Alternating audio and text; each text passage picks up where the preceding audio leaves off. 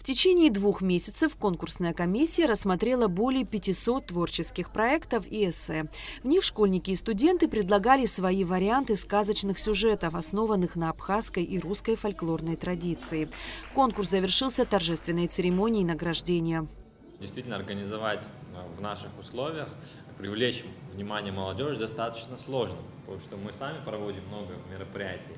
И завлечь внимание молодежи – это действительно задача не из легких, поэтому я вас благодарю за активное участие в этом мероприятии. Поздравляю всех, кто победил, а кто принял участие, для них это новый опыт, поэтому только вперед. Конкурс прошел в рамках сотрудничества АГУ и АБЕГИ с Северокавказским федеральным университетом. Цель проекта – сохранение и развитие культурного потенциала молодежи, приумножение традиций и духовных ценностей.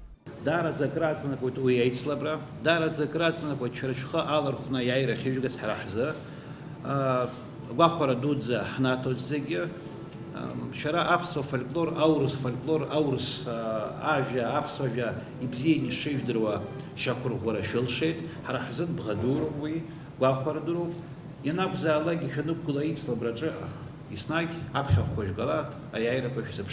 Отмечалось, что работы были интересные и самобытные. Конкурсанты даже попробовали создать капсулу времени для будущих поколений. В нее они включили абхазские и русские сказки, пословицы и поговорки, которые хранят базовые ценности народа. Когда вы стали присылать работы, мы этому обрадовались. Мы поняли, что вам это интересно, что то, что вы пишете, а ваши работы, они интересны, потому что вы пишете то, что вы думаете, то, что вы сами знаете. Может быть, из вас вырастут большие писатели, может быть, из вас вырастут очень хорошие поэты, может быть, вы станете учеными. Но самое главное, чтобы вы принесли пользу своей земле, вы принесли пользу тем людям, с которыми вы живете. Поэтому, вне зависимости от того, какое место вы займете, вне зависимости от того, какой приз вы получите, вы все уже победили. Все участники получили сертификаты, а победители – дипломы, денежные призы и памятные подарки. Кроме того, за подготовку конкурсантов преподаватели получили благодарственные письма. Эсма Гуланзе, Алексей Баструков, Абхазское телевидение.